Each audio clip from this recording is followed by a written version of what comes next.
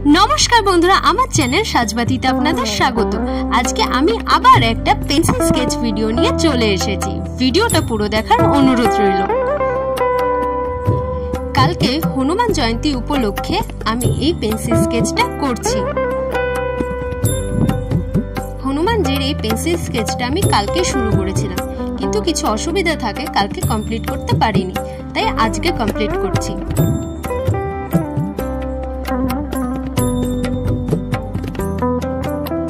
এখানে আমি চারকোল পেন্সিলের ইউজ করেছি,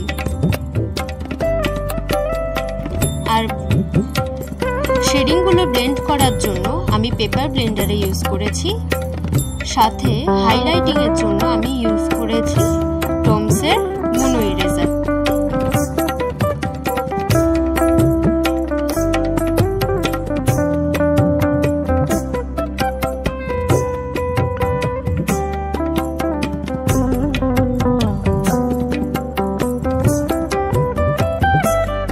এরকমই আর্ট অ্যান্ড ক্রাফটের ভিডিওর জন্য আমার চ্যানেলটাকে অবশ্যই সাবস্ক্রাইব করে দেবেন এবং সকলকে শেয়ার করবেন।